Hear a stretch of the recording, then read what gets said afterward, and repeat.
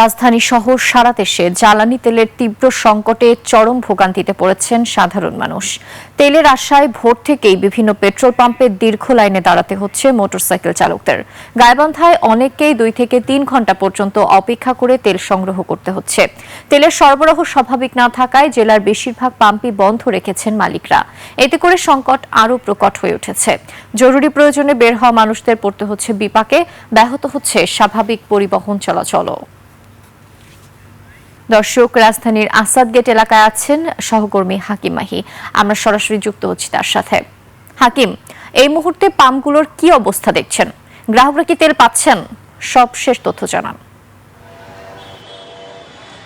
নির্জনা, আমি এই মুহূর্তে রয়েছি আসাদ গেটের তালুকদার ফিলিং স্টেশনে। আমি এই মুহূর্তে রয়েছি এখানে 2টি ফিলিং স্টেশন রয়েছে, একটা সোনার বাংলা ফিলিং স্টেশন এবং তালুকদার ফিলিং স্টেশন।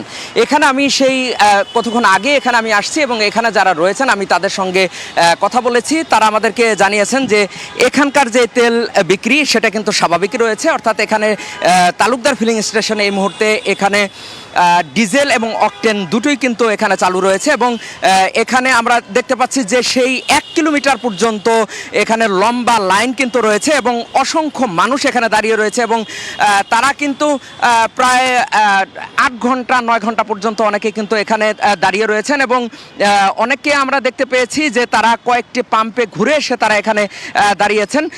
আমরা চেষ্টা করছিলাম এখানে যারা রয়েছেন তাদের সঙ্গে কথা বলবার জন্য। তারা কিন্তু এবং তার আরেকটি বিষয় আমাদেরকে জানিয়েছেন যে বিভিন্ন পাম্পে তেল দেওয়া হয়, অর্থাৎ ডিজেল দেওয়া হয় যেখানে 50 লিটারের উপরে, সেখানে কিন্তু 10 টাকা করে বাড়তি রাখা হয়। অর্থাৎ যদি 50 লিটার ডিজেল নেওয়া হয় সেখানে কিন্তু 500 টাকা পর্যন্ত তাদের কাছ থেকে অনৈতিকভাবে রাখা হয়। সে বিষয়টি জানিয়েছেন এখানকার কোনো ড্রাইভার যে তারা বিভিন্ন জায়গায় ঘুরছেন এবং এই বিষয়টি তারা প্রত্যক্ষ করছেন। এখানে যারা রয়েছেন সরাসরি আমরা 2-1 জনের সঙ্গে একটু কথা বলতে চাই।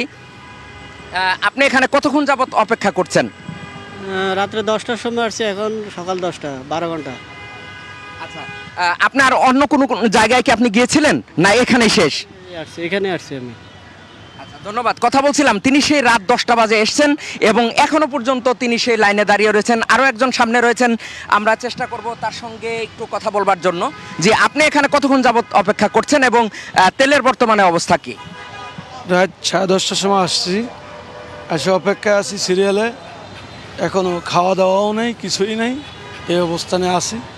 এখন সামনে কি পাবো না এটা চিন্তার বিষয়। আচ্ছা, প্রশ্ন হচ্ছে আপনি আসলে এই তেল দিয়ে কি করবেন? এত সময় অপেক্ষা কেন করতে হবে আপনাকে? তেল ছাড়া তো চাকরি করি, বাধ্যতামূলক তেল নিতে হবে, না তো যেতে পারবো না। ধন্যবাদ আপনাকে। কথা বলছিলাম এখানে যারা ড্রাইভাররা রয়েছেন, গাড়ির চালকরা রয়েছেন। আমরা এখন সরাসরি চলে যাব স্টুডিওতে। কথা বলছিলাম এখানে যারা রয়েছেন তাদের সঙ্গে। তারা কিন্তু তেলের যেই চরম একটি সংকট চলছে রাজধানীতে, সে বিষয়টি তারা আমাদেরকে জানিয়েছিলেন। নির্জনা, এই ছিল আমার কাছে সর্বশেষ। হাকিম, অসংখ্য ধন্যবাদ আপনাকে।